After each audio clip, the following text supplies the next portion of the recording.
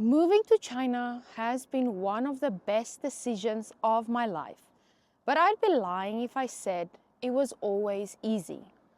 Culture shock is real, and today I want to talk about my personal experience of living in China, how I've learned to cope, and why taking care of yourself is just as important as learning the language or figuring out how to use WeChat Pay.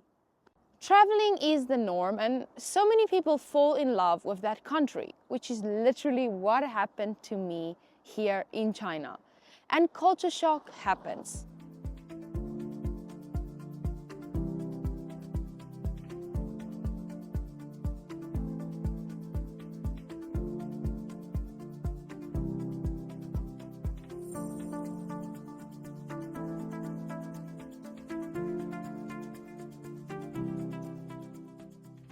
Ni hao everyone, I'm Lizzie and welcome to this video and to my channel that's all about life in China. So I came to China back in 2019 and at first everything was amazing. The newness, the adventure, the food, I was obsessed. I was exploring every day, trying new things and feeling like I was in a movie. They call this the honeymoon phase of moving abroad, and trust me, it's a real thing. But then reality starts to hit. You realize you don't actually understand what anyone is saying beyond ni hao and xie xie. You accidentally order something bizarre off the menu because you can't read the characters. Or for me, not being able to even get the noodles in my mouth because I can't use chopsticks properly, and forks are not really a thing in smaller restaurants, and especially when you're eating street food. You kind of start missing home, your mom's cooking, understanding street signs, and even just small talk with strangers while you're ordering your coffee. And this is kind of where culture shock really starts to set in. It's like your brain suddenly realizes, wait, this isn't just a vacation, this is my life now. And that can feel overwhelming. For me, one of the hardest parts was the language barrier. I went from being a confident, independent person to feeling like a toddler who couldn't even ask where the bathroom was. I also miss my family and friends so much. Like even with video calls, there's a loneliness that kind of creeps in when you're in a totally different time zone. Like 6 hours is long. I can't just pick up the phone and call. I have to check the time first and are they awake? Stuff like this. And then there are the little things that kind of start to add up. The cultural differences, the way people interact with each other here, the different social norms. And at some point, it can start to feel exhausting. But the good news, this phase doesn't last forever. The first thing I had to do was accept that feeling. Overwhelmed is completely normal. Culture shock is just a process, and like any process, you have to work through it. One of the biggest things that helped me was finding a community. Whether it was other expats or making local friends, having people to talk to who understand your struggles makes a huge difference. It also helped that I was working at a training center where every single Chinese could speak English. And I was surrounded by a bunch of foreigners. So it was kind of me getting my foot in the gate, and that really helped a lot. Another thing is you have to embrace the culture. Don't fight it. Instead of constantly comparing everything to home, don't do that. I started embracing the differences. Learning the language helped a lot. For me, I never thought I would stay here this long, so I kind of never put effort into actually learning Chinese. But after 2 years, I'm like, okay, well, life is good here. Maybe I'm staying, so let me learn some Chinese and make my life even easier. Another important thing is you have to take care of your mental health. And this is a big one. Taking care of your mental health here in China to be honest, that's not really a thing, right? Therapy. Where in the West, it's normal now. Years ago, if you go to therapy, it's because you have a problem or you're getting divorced. Where now, it's just a thing that's completely normal to be mentally in control as well, and just talking about small things before they add up and become a big thing and kind of bomb your life. Living abroad really can feel isolating, to be honest, and sometimes you just need someone to talk to. And that's where therapy really can help. And that's why I'm excited to tell you about today's paid partner, BetterHelp. Finding the right therapist can be tough, especially when you're limited to local options. But BetterHelp simplifies this process by offering online therapy. So all you have to do is just answer a few questions and they will match you with a credentialed therapist in as little as a few days. Using the link below not only supports this channel, but it also gets you 10% off your first month of BetterHelp. This lets you connect with a therapist and see if it's a good fit for you. And it's kind of just like dating. Finding the right therapist might take a try or two. If your first match isn't quite right, which happens often, you can easily switch to another therapist at no extra cost. No stress about insurance or networks. So consider giving online therapy with BetterHelp a try. Click the link in my description or visit betterhelp.com/because I'm Lizzie to get started. Thank you to BetterHelp for supporting this channel.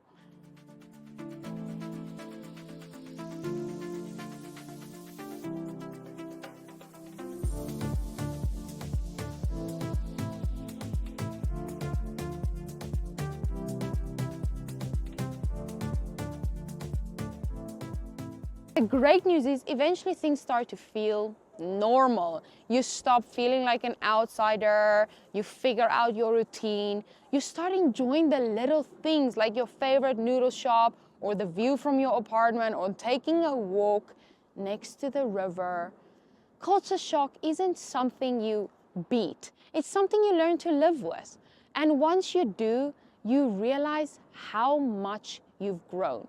So a little bit more specific towards culture shock in China, there are a lot of different social norms, right? For example, people in China might stare at foreigners out of curiosity, which can feel uncomfortable at first. I mean, kids pointing at you, and you just have to get used to that. And other things like crowds and personal spaces. In big cities, actually everywhere, public places can be very busy, which might make you feel overwhelming. Like here people really like stand next to each other, like against each other. And then obviously the biggest one, squat toilets, right? It's a surprise. You kind of need to learn the move and how to go to the bathroom correctly. And then food shock as well. Yeah, it's delicious, but there are a lot of different flavors and you have to try everything. Some foods might taste unusual, but over time you really grow to love them. Like first I was like against hot pot. No thank you, but now it's literally my favorite meal. And here you don't eat it on your own plate, right? It's like all the dishes in the middle and you need to use another pair of chopsticks to put the food in your plate and then use your own chopsticks to eat. And like even street food, people eating late at night outdoors, it's surprising at first, but later, that's the thing for me now, right? 11 p.m. Oh, it's safe, let me go eat something. Quickly go downstairs, street food is everywhere. So it works to your benefit as well. Like many foreigners are surprised by China's slower approach to daily life. Like lunch breaks are long. People even take naps after eating. People take naps everywhere. Like people can take a nap right here and I will not be shocked anymore. But when I first came here, I'm like, really? Even at the desk. And here, Chinese people really prioritize family over a lot of things. And over time, you really start to appreciate this balance and you realize that life doesn't have to be about work all the time. It kind of is this thing from confusion to confidence. I love that saying. Like at first using things like WeChat Pay. Now it's like amazing and I don't want to go to another country because it's not that convenient. But at first it was confusing. Like I didn't know where to scan, where every time I need to choose the money. But now it becomes second nature. high-speed trains. I was nervous to use high-speed trains at first.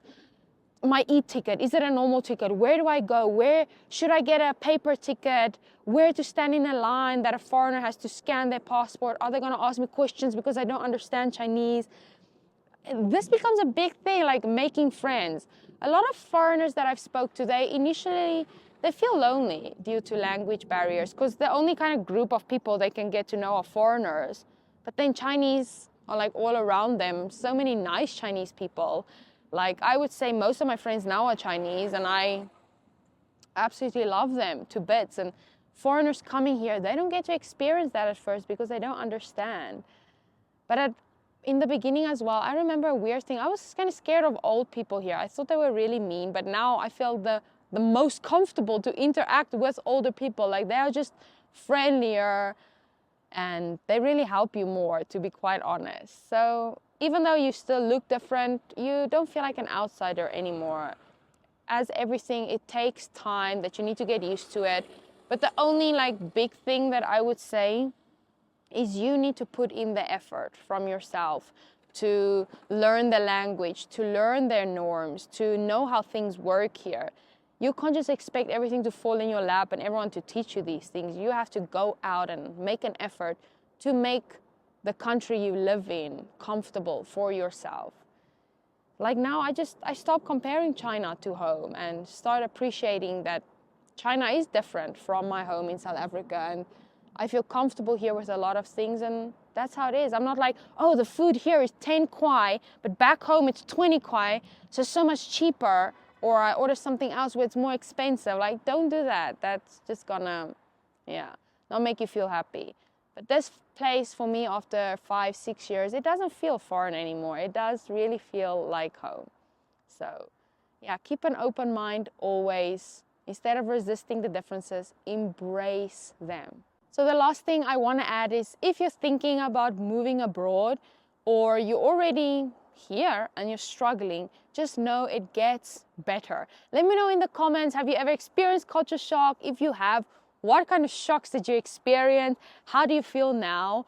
And yeah, just let me know how you feel about culture shock in general, and be open to it.